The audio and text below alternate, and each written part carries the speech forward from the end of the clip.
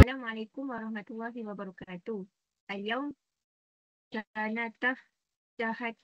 sanatahaddatsu an ba'dil asma' al-istifham allati na'tamiluha kathiran fi lughatil arabiyyah wa hiya mata, ayyana, kaifa wa kam. Tusa'iduna hadhihi al-asma' ala fahmi az-zaman wal makan wa hal wal adad fil kalam. Mata wa ayyan. Nabda'u bi kalimati mata. Mata tu'rabu zurufu zaman wa daiman wa tusta'mal li su'ali anil waqtu. Mislu mata ja'a Ali. Mata isim istifham mabni ala sukun fi mahalli nasbin zuruf zaman.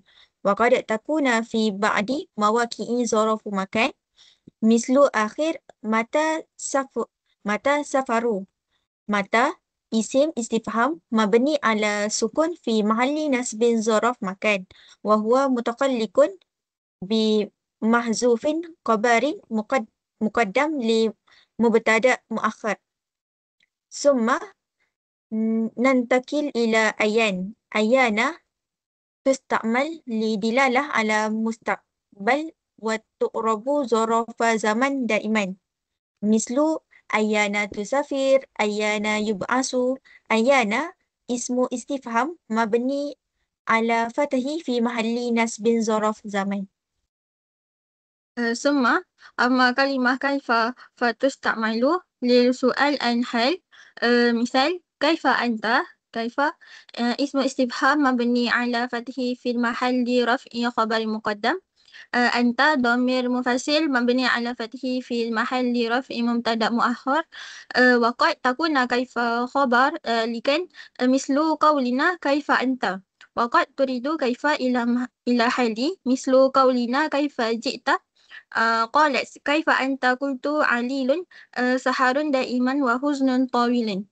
إذا لكيف أعرابني تكون حال إلى إذا جاني بعدها فعل تم وتكون خبر مقدما إذا جاء بعدها اسم أو فعل ناقص.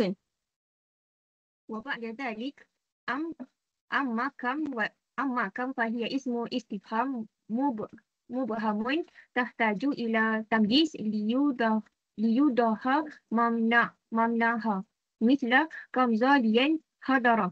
كم اسم استفهام مبني على سكون في محل رفع مبتدأ. طالبا تمييز ممسوح بالفتحة. حضر فعل والفاعل في محل رفع خبر للمبتدأ. وقد تكون خبرا مقدما وقولنا كم مالك أو ظرف مكان قولنا كم ميلا سرت أو مفعولا مطلقا وقولنا كم ضربة وضربته. ويجب أن يكون تمييز كم ومفردا ومنصوبا ولا يجر إلا إذا جرت كم بحروف جر مثل بكم قرشا اشتريت هذا أو بكم قرش اشتريته. ومن الأخطاء الشائعة أن نقول كم عدد الطلاب الذي نجحوا وصحيح أن نقول كم طالبا نجح. خلاصة قوله أسماء استفهام كمتى أيانا كيف وكم تساعدنا على طلب معرفة أزمنة وأحوال وأعداد متخلفة. شكرا لكم على استماعكم والسلام عليكم ورحمة الله وبركاته. Waalaikumsalam warahmatullahi wabarakatuh.